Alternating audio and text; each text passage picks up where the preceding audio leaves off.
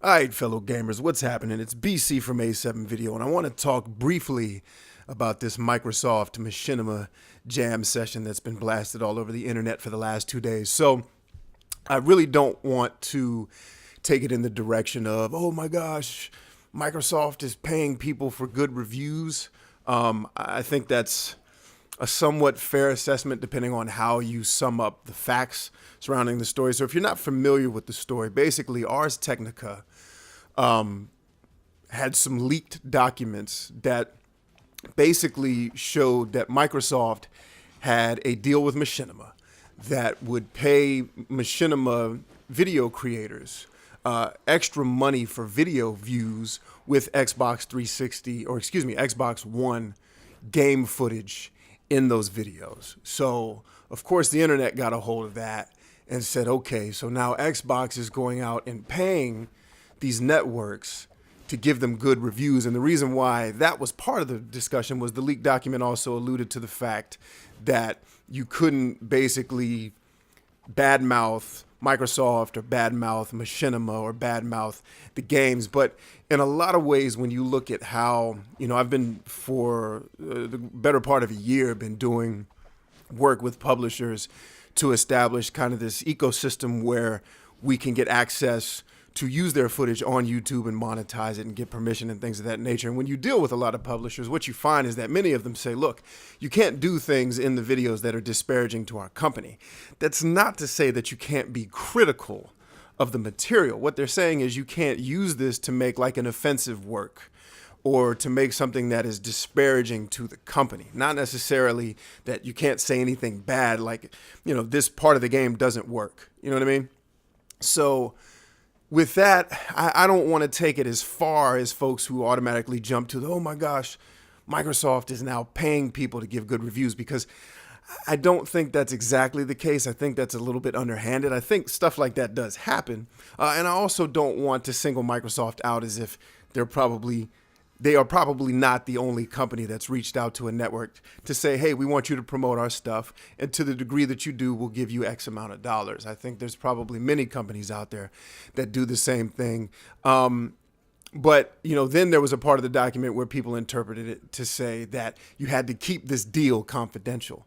But it wasn't so much that you couldn't say that there was a deal. It was basically what Microsoft went on to say in a later statement was you can't disclose the inner workings of the network agreements or the Microsoft agreement with the network. Not that you couldn't say, hey, this is part of a promotional deal. And I think, if I'm not mistaken, Microsoft went on to say, yeah, go ahead and put that somewhere in your videos or in your descriptions that this is part of a promotion.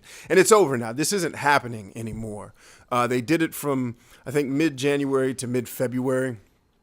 Because they were trying, I guess, to promote their games during that kind of holiday stretch after the big blitz before Christmas. But there is one thing about this type of marketing, assuming that Microsoft does this with any type of frequency. There's something that I find interesting. When I first read it, I thought it was kind of hypocritical based on how Microsoft deals with content creators like us.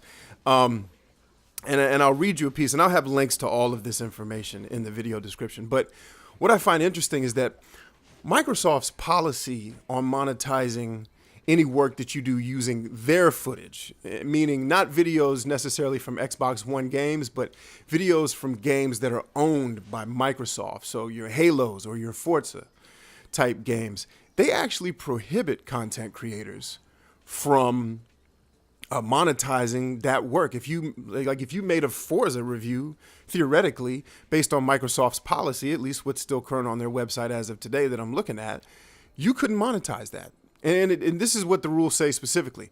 You may post your item to a page or website that has advertising, but only if you do not earn any money from that advertising. For example, if you post your video on YouTube or Vimeo and there happens to be an advertisement next to it, then as long as you don't get paid for that advertisement, the fact that there is an advertisement on the page doesn't break these rules. But enrolling in the YouTube Partner Program or other similar programs, that would be something like Machinima, where you are entering into an agreement to get paid, is not allowed. On a similar note, if you create or distribute a free app, then you can't earn money from advertising in the app. So basically, that's Microsoft's policy as it relates to the YouTube Partner Program and monetizing videos. They don't allow you to monetize their work.